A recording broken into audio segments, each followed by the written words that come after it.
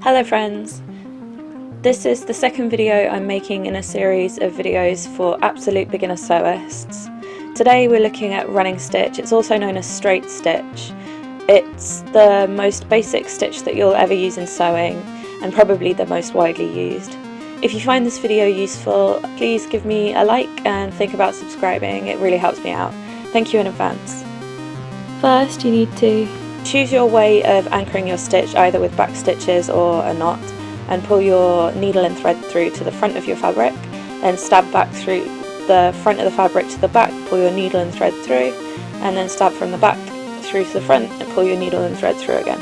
Keep continuing doing that. I'm using brightly coloured felt and embroidery floss to make it easier to see in this video. I've tied a knot at the end of my thread and then I'm pulling that through the felt, so that's the beginning of my first stitch. Then I'm stabbing my needle into the front of my felt, pulling the needle and thread through to the back of the felt. I'm then stabbing my needle into the back of my felt and pulling my needle and thread through to the front again. And then I'm going to continue that along for the number of stitches that I need to do. If you find it easier, you can turn your fabric to the wrong side so you can see where you're going to insert your needle into.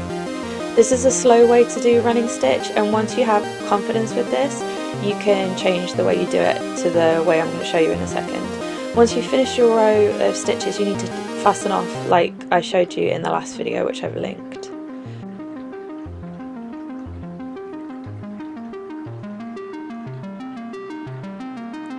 So here I'm anchoring my thread with a couple of back stitches like in the first video, and then I'm going to do a few stitches at the same time, so this is actual speed. Rather than sewing just one at a time, I'm going to put my needle into my fabric and then kind of wiggle my needle and my fabric through to pick up a lot of stitches. You can see me putting my needle half in and then pulling it back out to adjust the length of my stitch. Lost the thread there. You can tie your thread to your needle, which I talked about in the last video as well, so you can check that out. That way you won't unthread your needle. Like I said at the beginning of the video, running stitch is probably the most commonly used stitch. Here I'm going to show you just an absolutely basic seam. I'm putting these two pieces of fabric right sides together, so the nice side is on the inside and then the non-printed side is on the outside. I've pinned them, I'm anchoring with that tack, and then I'm just going to do a quick running stitch on the top. Remember, when you first start sewing, when you first start anything physical, you don't have the muscle memory yet, so you might not be as fast as you want to or as neat as you want to. Like if you have a hard time sewing a straight line, then draw a straight line and sew on the line. Keep practicing, I promise you'll improve. Think about when you first started drawing, you weren't amazing, and like look at the difference that you've made in a year in something that you've been doing. You'll always get better, I promise you.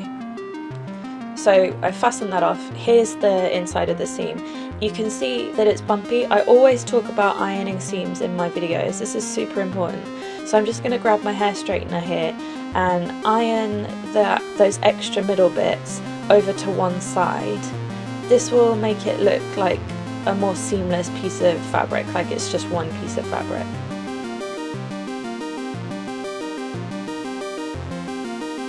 You can also use running stitch to gather fabric.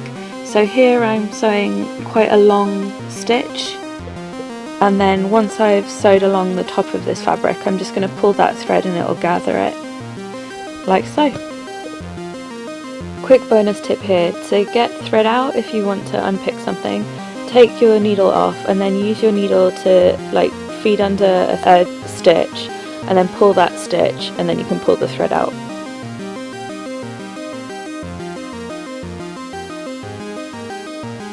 I hope you found this video helpful. Let me know in the comments if you did, or let me know if there's anything that you'd like me to help you with in the future.